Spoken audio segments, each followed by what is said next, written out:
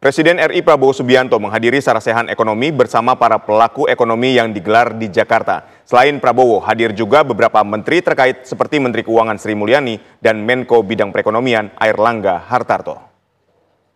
Indonesia, Bapak Prabowo Subianto. Menteri Keuangan Sri Mulyani menegaskan APBN menjadi instrumen penting dalam menghadapi guncangan ekonomi global. Hingga akhir Maret 2025, postur APBN menunjukkan perbaikan yang signifikan.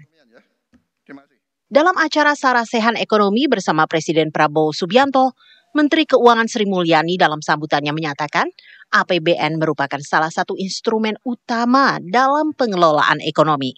APBN menjadi andalan pemerintah saat menghadapi guncangan ekonomi. APBN memang selama ini menjadi salah satu anchor yang terus-menerus kita sampaikan secara transparan. Postur dari APBN kita sampai dengan akhir Maret itu sekarang sudah dalam situasi membaik. Kemarin headline seolah-olah mengatakan penerimaan pajak mengalami kontraksi dan lain-lain. Kenapa kami kemarin menunda melakukan press conference? Karena memang datanya masih sangat liquid, masih dinamis.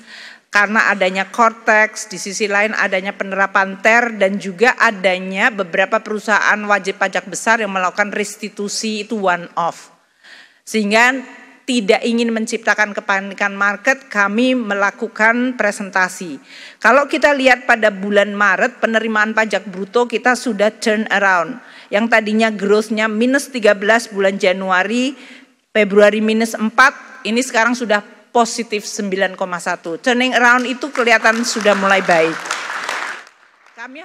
Presiden Prabowo Subianto menghadiri sarasehan ekonomi bersama para pelaku ekonomi yang digelar di Jakarta. Dalam pidatonya, Presiden Prabowo Subianto mengatakan dirinya penganut evidence base. Enggan bicara tanpa bukti nyata. Itu itu sifat saya. Jadi saya harus selalu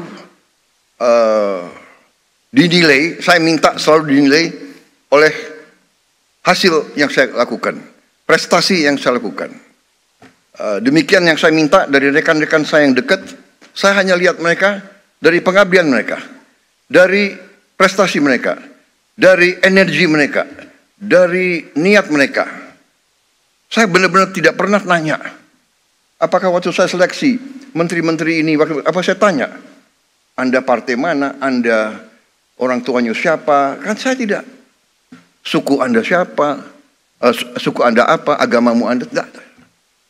Evidence based. Nah, dan saya percaya, saya kira, saya berpendapat sebenarnya rakyat pun akan menilai dengan hasil.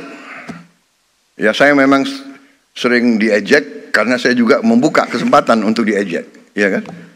Kan saya bilang saya nggak suka orang yang hanya omon-omon. Akhirnya omon-omon jadi apa tuh? Jadi populer ya, dipakai di seluruh Indonesia itu. Iya kan? Dan saya nggak suka hanya omon-omon. Forum dialog ini untuk merespon kondisi ekonomi global serta membahas tantangan dan peluang ekonomi Indonesia ke depan. Tim TV One mengabarkan.